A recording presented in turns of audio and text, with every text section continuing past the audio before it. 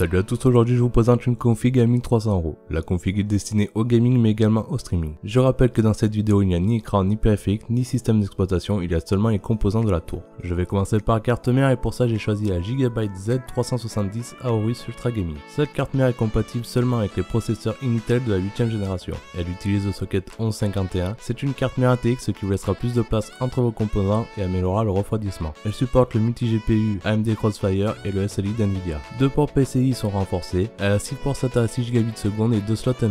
Un port HDMI, un port DVD sont intégrés. Elle dispose d'un USB 3.1 type A, un USB 3.1 type C, 4 USB 3.0 et 2 USB 2.0.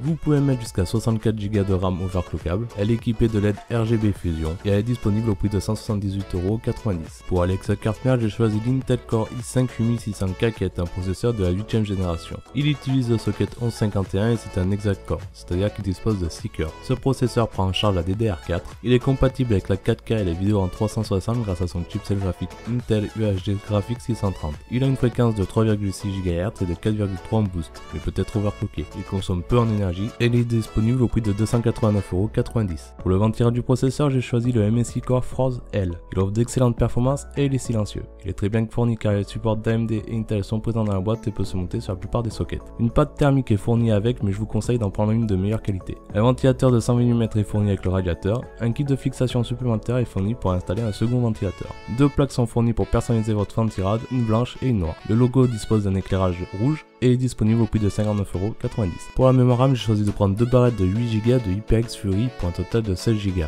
faut toujours préférer le dual ou le quad channel qui permettra de traiter plus de données en même temps, ici ça sera du dual channel. C'est des barrettes de DDR4 en 2666 MHz. Elles disposent de dissipateurs thermiques et elles sont disponibles au prix de 199,90 €. Pour la carte graphique, j'ai choisi de partir sur une Gigabyte Aorus GeForce GTX 1060 Extreme Edition en version 6 Go. Elle est compatible réalité virtuelle, en bureautique et en multimédia et les ventilateurs de la carte graphique seront au repos. Elle est équipée d'une backplate pour consolider la carte et améliorer la dissipation de chaleur à l'arrière. Elle dispose d'un éclairage LED RGB totalement réglable via un logiciel. Elle dispose de 2 DisplayPort, 2 HDMI et un DVD. Et elle est disponible au prix de 339,90 €. Pour y mettre votre système d'exploitation et vos jeux, j'ai choisi un SSD M2 de 275 Go de chez Crucial, le MX300. 530 ms en lecture et 500 ms en écriture. Avec les SSD M2, vous gagnez encore plus en place car il se fixe directement sur la carte mère. Mais attention, il chauffe un peu plus car il sera au centre de tous vos composants. Donc si vous avez un boîtier bien ventilé, vous n'aurez aucun souci. Et il est disponible au prix de 99,90 €. Pour le disque dur, j'ai choisi le Western Digital Caviar Blue de 1 Tera. Il est disponible au prix de 49,90 €. Pour faire tourner cette config, j'ai choisi la Be Quiet Pure Power 10 CM de 600 watts. Elle est certifiée 80+ Silver. Le ventilateur de 120 mm est silencieux et thermorégulé. Elle dispose de multiples systèmes de protection intégrés. C'est une alimentation semi-modulaire. J'ai choisi cette alimentation car si plus tard vous voulez modifier votre config, vous pourrez sans avoir à changer d'alim.